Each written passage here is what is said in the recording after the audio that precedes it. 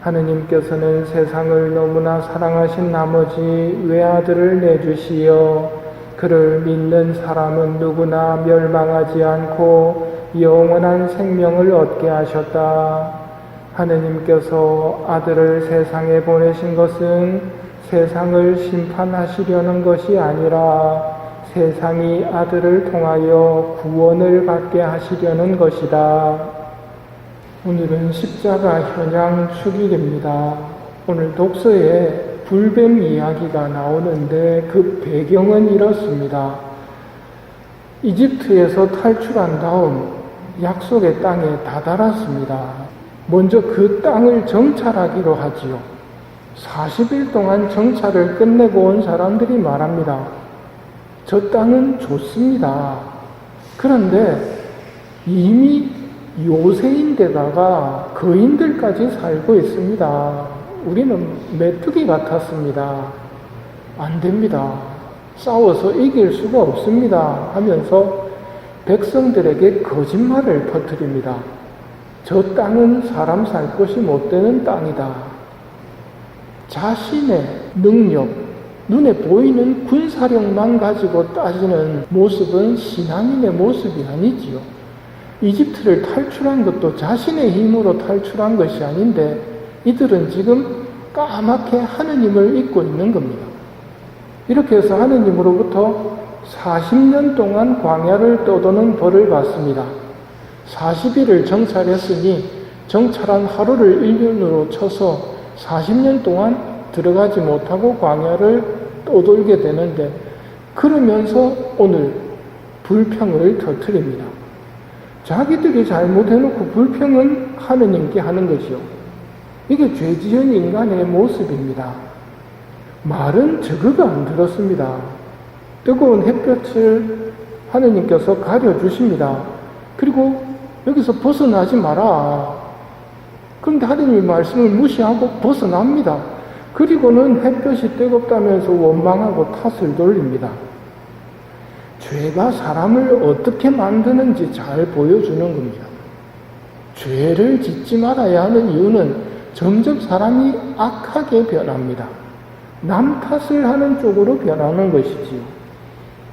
그러자 결국 그들에게 닥친 것은 불뱀에 의해서 많은 이스라엘 백성이 물려 죽습니다. 이걸 알기 때문에 마귀는 우리를 불평하고 원망하고 짜증내고 투덜거리도록 유혹을 합니다. 여러분은 이런 짜증이나 불평, 원망, 투덜거림이 없으십니까? 없을 수가 없습니다. 왜냐하면 유혹은 모든 사람에게 주어지니까요. 이런 느낌이 딱 들었을 때 그게 죄입니까? 그건 죄가 아니라고 그랬습니다. 유혹입니다. 그런데 그걸 붙들고 누구 탓을 하면서 불평하고 원망하고 짜증내고 미움으로 대한다면 그거는 죄입니다. 빠졌으니까. 유혹에 빠지지 않으셔야 됩니다. 그러려면 평소에 감사를 하고 있어야 되고 도움을 요청하고 계셔야 됩니다. 수호천사께 또 하느님께 대화를 하고 있는 사람은 이런 유혹이 올 때 쉽게 벗어날 수 있는데요. 그러지 않으면 불평하고 원망하다가 뱀에 물리게 되고 죽을 수 있습니다. 많은 이스라엘 백성이 물려 죽으니까 모세에게 와서 우리가 주님과 당신께 불평하여 죄를 지었습니다 하고 죄를 고백합니다. 분명히 고백합니다. 그리고 이 뱀을 우리에게서 치워주시도록 주님께 기도해 주십시오 하고 부탁을 합니다. 그래서 모세가 백성을 위하여 기도하였다. 모세에게 기도를 부탁하고 모세가 하느님께 기도하는 것, 이 구조가 미사봉헌하고 상당히 닮았습니다. 미사를 신부님에게 부탁하고 신부님이 미사를 드리는 것. 비오 신부님 이야기 중에 이런 게 있습니다. 비오 신부님이 봉헌하는 미사에 참여한 사람 중에는 감동받지 않는 사람이 없을 정도로 많은 이들이 감동을 받습니다. 그리고 이제야 하느님의 희생 제사를 이해했다라고 말하는 사람들이 많았습니다. 비오 신부님이 특히 성변화의 말을 할 때 그리스도의 순환을 얼마나 강하게 겪는지 알게 되었습니다. 무서운 경련이 일어나면서 거의 미사를 할 수 없을 정도로 고통 속에서 하느님께 제사를 드립니다. 어떤 사람이 비오 신부님에게 이런 물음을 던집니다. 신부님께 미사는 어떤 의미를 가집니까? 비오 신부님은 미사는 예수님과 나 사이의 완전한 일치입니다. 예수님과 사제 사이에 완전한 일치가 일어나는 게 이 미사 성제입니다. 그래서 빵을 들고 사제가 이는 내 몸이다, 내 피다라고 말을 하는 것이지요. 그 정도로 완전한 일치가 이루어지는 것이 이 미사 성제입니다. 때문에 이때 미사 예물을 봉헌하면서 기도를 해달라고 신자들이 부탁을 하는 것입니다. 미사를 봉헌하는 이유는 예수님과 사제가 이렇게 가까이 있을 때 이 지향을 위해서 기도해 주십시오 하고 부탁하는 것이지요. 모세가 기도를 하자 하느님께서는 너는 불뱀을 만들어 기둥 위에 달아 놓아라. 물린 사람이 구리뱀을 쳐다보면 살아났다. 불뱀을 기둥 위에 달아 놓아라. 구리뱀을 쳐다보면 살아났다. 이 부분이 예수님 십자가의 의미를 잘 보여줍니다. 모세가 광야에서 뱀을 들어 올린 것처럼 사람의 아들도 들어 올려져야 한다. 들어 올려지는 이유가 무엇이냐면 물린 사람이, 즉 죄 지은 사람이 구리뱀을 쳐다보면 살아났다입니다. 여기서 한 가지 퀴즈를 낸다면 불뱀을 만들어 기둥 위에 달아놓아라고 했습니다. 그러면 기둥을 쳐다봐야 됩니까? 불뱀을 쳐다봐야 됩니까? 이게 뭐하고 똑같냐면 십자가를 바라볼 때 십자가를 바라봐야 됩니까? 십자가에 달리신 예수님을 바라봐야 됩니까? 하는 물음하고 똑같은 겁니다. 답이야 뻔합니다.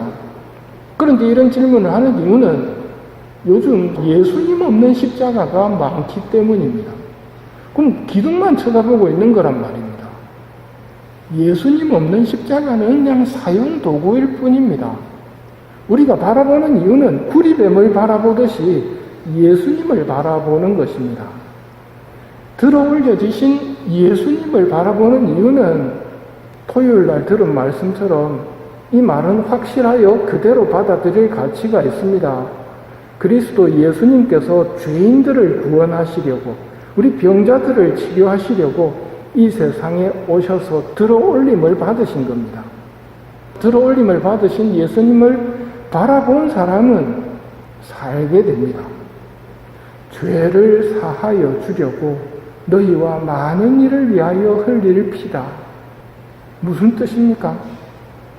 죄를 범한 인간을 하느님께서는 다시 선으로 대하셨습니다. 다시 희망을 주셨습니다. 적과 꿀이 흐르는 약속의 땅을 약속하셨는데 이 인간들이 또 말을 안 듣고 불평을 해댑니다. 그러자 보여주신 것이 구리뱀입니다.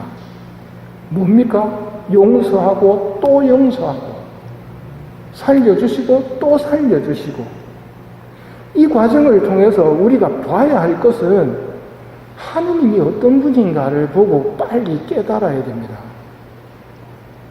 올바른 고해 성사는 보면 볼수록 하느님을 알게 됩니다. 하느님이 어떤 분이십니까? 그걸 오늘 복음이 말합니다. 하느님께서는 세상을 너무나 사랑하신 나머지 외아들을 내주시어 그를 믿는 사람은 누구나 멸망하지 않고 영원한 생명을 얻게 하셨다. 외아들을 내주셨다는 말이 무슨 말인지 이제 알아듣습니다. 외아들을 들어 올리셨다는 말입니다. 사람의 아들이 들어 올려질 때 비로소 영원한 생명을 얻게 되기 때문에 믿는 사람은 누구나 사람의 아들 안에서 영원한 생명을 얻게 하시려고 아들도 들어 올림을 받는 겁니다. 이게 하느님의 사랑입니다.